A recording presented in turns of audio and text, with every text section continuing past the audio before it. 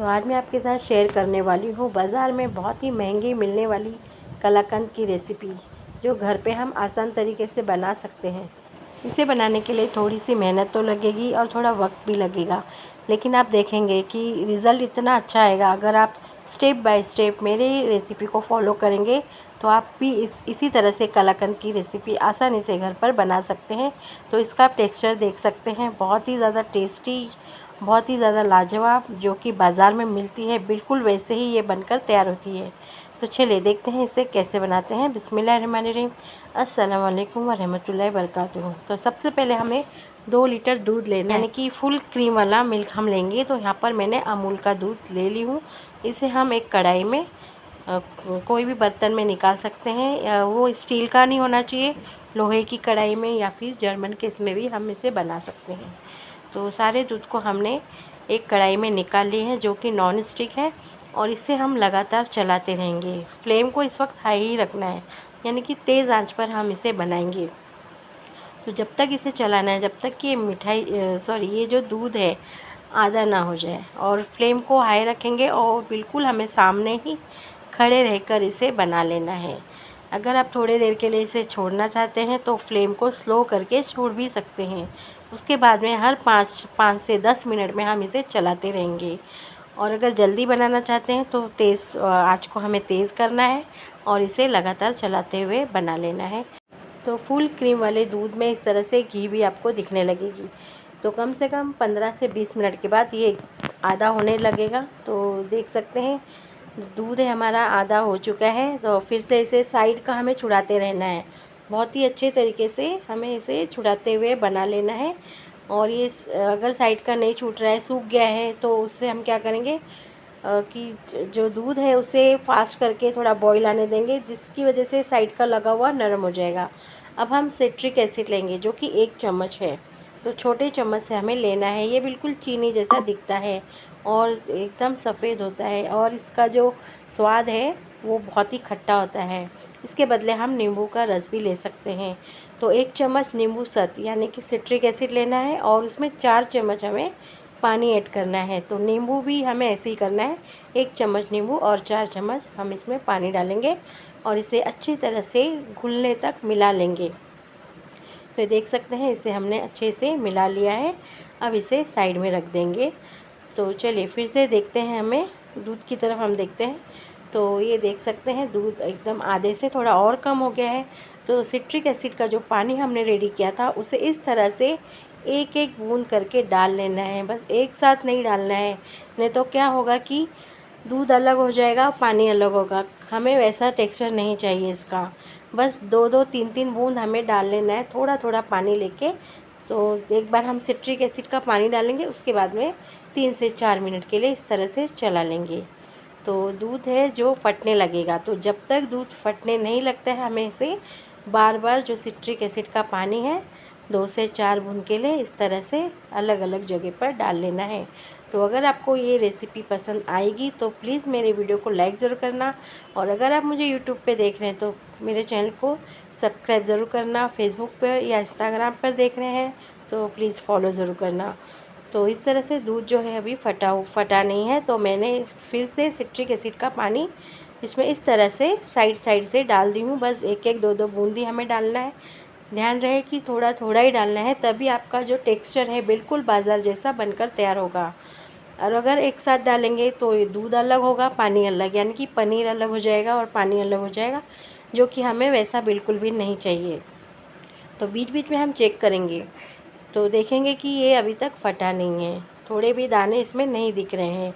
तो थोड़ा थोड़ा इसलिए डालना है क्योंकि ये ज़्यादा खट्टा भी नहीं होना चाहिए। तो इसी तरह से फिर से मैंने एक बार और डाल दी हूँ। सेम प्रोसेस में 3 से 4 मिनट के लिए चलाएंगे, फिर सिट्रिक एसिड का पानी डालेंगे और फिर से हमें इसे चला लेना है। और फ्लेम को हाई ही रखना है, यानी कि तेज़ आंच पर ही हम बनाएंगे। तो इसी तरह से साइड से हमें अच्छे से छुड़ा लेना है, और नीचे जो तला है उसे भी हम दूध को चिपकने बिल्कुल भी नहीं देंगे। और दूध जो हमारा जो बर्तन का तला है वो मोटा होना चाहिए, और अगर किसी वजह से तला पतला है बर्तन का तो हम नीचे तवा भी रख सकते हैं। तो ये देख सकते हैं मैंने कम से कम 3 बार अभी डाल दी हूँ, फिर भी इसका जो टेक्सचर है वो अभी नहीं चेंज हुआ है, यानी कि अभी ये दूध जो है वो फटा नहीं है। बस कुछ ही मिनटों में ये देख सकते हैं अब ये थोड़ा थोड़ा दानेदार दिखने लगा है। तो फिर से इसे हम चला लेंगे और फिर से बस वही प्रोसेस रिपीट करेंगे, यानी कि सिट्रिक एसिड का पानी जो है हम फिर से इसमें डाल देंगे। बस सेम तरीके से डालना है, आधा से भी कम, आधा से भी थोड़ा ही लेना है इसमें, और इस तरह से चारों तरफ से डालते हुए हमें इसे फाड़ लेंगे। तो ये देखिए अभी तक अच्छा सा टेक्सचर नहीं आया है। तो जब तक हमारा जो इसका टेक्सचर है दूध का सही से नहीं आता, तब तक हमें सिट्रिक एसिड का पानी जो है वो थोड़ा थोड़ा डाल लेना है। तो ये देख सकते हैं मैं फिर से डाल रही हूँ, क्योंकि जैसा मुझे चाहिए दानेदार वैसा अभी ये बना नहीं है।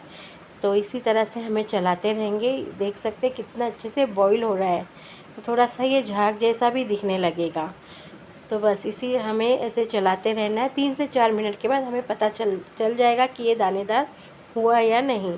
तो मुझे अभी इसका दाना जो है वो कम लग रहा है, तो फिर से मैं सिट्रिक एसिड का पानी डालूँगी। तो ये देख सकते हैं थोड़ा सा अभी दाना हमें दिखने लगा है ना। तो इसी तरह से हमें बस सिट्रिक एसिड का पानी डालते रहना है, या नींबू का पानी जो सेम प्रोसेस से बनाएंगे, नींबू का पानी भी डाल सकते हैं। और इसी तरह से हमें ऐसे बनाना है, और इसके बदले हम विनेगर भी डाल सकते हैं। मतलब 1 चम्मच विनेगर, तो उसमें हम 2 से 3 चम्मच पानी डालेंगे, और इसी तरह से हमें चलाते हुए दूध को फाड़ लेना है। तो अब तक आपने देखा बिल्कुल भी दूध अलग नहीं हुआ है, दूध और पानी अलग अलग नहीं हुआ है। बस इसी तरह से हमें इस दूध को फाड़ लेना है, तभी वो जो कलाकंद का टेक्सचर है वो बहुत ही अच्छा आएगा, और टेस्ट तो इतना अच्छा लगेगा कि आपको लगेगा कि बिल्कुल बाज़ार जैसा है। बस थोड़ा वक्त लगता है, मगर क्या करें, इसमें वक्त लगेगा, लेकिन हमने इसमें कोई भी केमिकल का इस्तेमाल नहीं किया हुआ है। तो फिर से मैं इसमें सिट्रिक एसिड का पानी डालूँगी और इसी तरह से चलाते हुए पका लेंगे। तो जैसे जैसे ये सूखते जाएगा, तो हो सकता है कि इसके जो छींटे उड़ने लगे, आपके ऊपर उड़ सकते हैं। तो जब इसके छींटे उड़ने लगेंगे तब फ्लेम को हम स्लो करेंगे। तो ये देख सकते हैं थोड़ा सा दूध फटना जो है वो स्टार्ट हो गया है।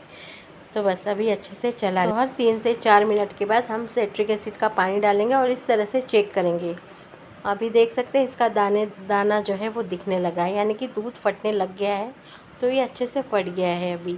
तो फ्लेम को हमें तेज़ ही रखना है। मैंने जैसे पहले भी बताई थी कि अगर ऊपर उड़ने लगे छींटे तो फ्लेम को हमें स्लो करना है। फिर से मैं इसमें सिट्रिक एसिड का पानी डालूँगी और फिर से इसे चला लेंगे। अब ये गाढ़ा भी होते जा रहा है और ये अच्छे से फटने भी लगा है। और बीच में मैं इसका टेस्ट भी की थी कि जैसे कहीं खट्टा ना हो जाए, तो बिल्कुल भी खट्टा नहीं हुआ था। मिठाई जो पूरी बनने के बाद बिल्कुल नहीं लग रहा था कि हमने इसमें सिट्रिक एसिड का पानी ऐड किया हुआ है। तो इसे अभी लगातार चलाएंगे। तो ये अभी एकदम सूखने लग गया है। फ्लेम को हमने इस वक्त मीडियम रखा है, क्योंकि इसके जो छींटे जो है वो उड़ने लग गए थे। उसके बाद में हम फ्लेम को स्लो कर देंगे। तो ये देखिए कितना अच्छे से ये अभी फट गया है, लेकिन दूध और पानी बिल्कुल भी अलग अलग नहीं हुआ है। यानी कि पनीर और पानी, जैसे हम नॉर्मली दूध फाड़ते हैं तो पनीर अलग होता है और पानी अलग हो जाता है, तो ऐसा बिल्कुल भी नहीं हुआ है। तो ये इसी तरीके से हलवाई लोग बनाते हैं, और इसमें हमने कोई भी केमिकल का इस्तेमाल नहीं किया है। तो सिट्रिक एसिड को फाड़ने के लिए बस वो कोई केमिकल नहीं है, उसे हम यूज़ करते हैं खाने में। और नींबू का रस भी हम इसमें डाल सकते हैं। तो ये देख सकते हैं अभी ये छींटा दिख रहा है ना आपको, ये उड़ रहा है। तो जैसे छींटा उड़ने लगेगा फ्लेम को हमें स्लो रखना है, और ये देख सकते हैं कलाकंद के जैसा टेक्सचर आने लग गया है, यानी कि ये बहुत ही अच्छे से फट गया है दूध। उसके बाद में हमें इसे लगातार चलाते रहना है, और साइड का जो है वो छुड़ाते रहेंगे हम इस तरह से। तो 2 लीटर दूध में हम 200 ग्राम चीनी ऐड करेंगे। तो ये अभी मुझे जितना टेक्सचर चाहिए था उतना ये हो गया है। सिट्रिक एसिड का पानी बच गया है। ऐसा नहीं है जितना पानी हमें बनना है हमने उतना डालना है, ज़रूरी नहीं है। तो 2 लीटर दूध में 200 ग्राम चीनी जाएगी। थोड़ा सा हम 10-20 ग्राम ऊपर कर सकते हैं, ऊपर नीचे, उससे ज़्यादा मतलब नहीं करना है, ना तो बहुत ही ज़्यादा मीठा हो जाएगा। नॉर्मली जितना बाज़ार में मिलता है ये उतना ही मीठा लगेगा।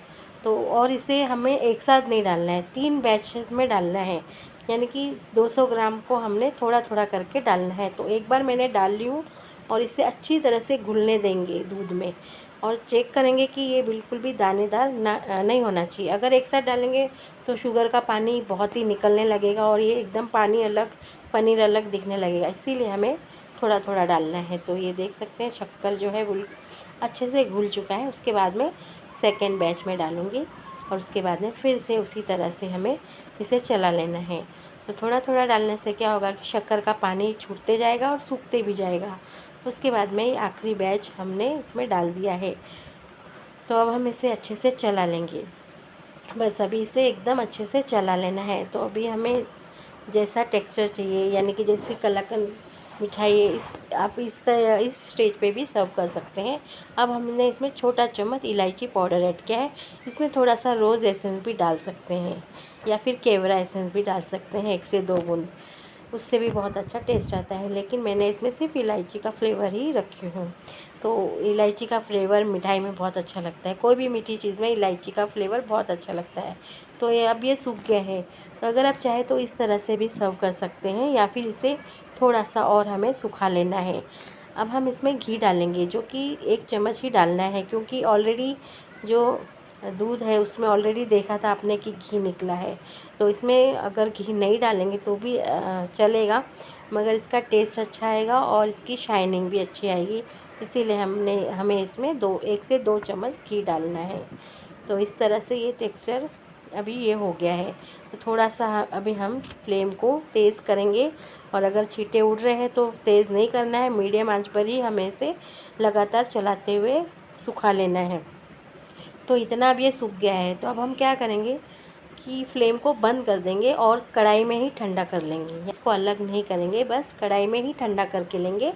जब ये थोड़ा सा नॉर्मल गर्म रहे तब हम एक बर्तन में मैंने पहले घी ग्रीस की हूँ, यानी कि बर्तन में, कोई भी बर्तन में निकाल सकते हैं। पहले थोड़ा सा घी लगा लेना है, उसके बाद में इसे हमें इस तरह से अच्छे से सेट कर लेना है। तो ये देख सकते हैं अब ये पूरी तरह से ठंडा हो गया है। उसके बाद में हम आधे से 1 घंटे के लिए हम इसे फ्रीज में रखेंगे, और अगर आपको बहुत ज़्यादा जल्दी है तो फ्रीज़र में 15 से 20 मिनट के लिए रख सकते हैं। उसके बाद में हम इसे बाहर निकाल कर इसमें चांदी वर्क अगर आप लगाना चाहते हैं तो लगा सकते हैं। तो चांदी वर्क हम हाथ नहीं लगाएंगे, बस पेपर से ही हमें इसे सेट कर लेना है। उसके बाद में हम ड्राई फ्रूट्स अपने मन के हिसाब से, यानी कि आपको जो पसंद है ड्राई फ्रूट्स, बादाम, काजू, पिस्ता, उसे हम ऊपर से लगा लेंगे। और अगर आप घर में खुद के लिए बना रहे हैं तो नहीं भी लगाएंगे तो भी चलेगा। लेकिन अगर आप इस चांदी वर्क और ड्राई फ्रूट्स के साथ इसे सर्व करेंगे तो कोई भी नहीं बता पाएगा कि आपने इसे घर में बनाया है। इस रेसिपी को एक बार ज़रूर ट्राई करना।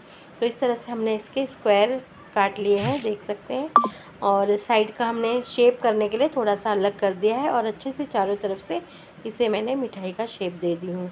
तो ये देख सकते हैं बहुत ही ज़्यादा टेस्टी बना था। तो ऐसा लग रहा था बिल्कुल मैंने इसे बाहर से ही ख़रीद के लाई हूँ, बहुत ही बिल्कुल बाज़ार जैसा ये बनकर तैयार हुआ था। तो मुझे उम्मीद है कि आपको ये रेसिपी कलाकंद की बहुत पसंद आई होगी, और अगर आपको मेरी आज की ये रेसिपी पसंद आई है तो प्लीज़ मेरे वीडियो को लाइक करें, चैनल को सब्सक्राइब करें, और साथ ही में बेल आइकन दबाना ना भूलें, ताकि मेरे आने वाली वीडियो की हर नोटिफिकेशन सबसे पहले आप तक पहुँची रहे। तो चलिए इंशाल्लाह मिलते हैं अगले वीडियो में ऐसे ही दिलचस्प और नई नई रेसिपी के साथ। तब तक के लिए अल्लाह हाफिज़। मुझे दुआ में ज़रूर याद रखें।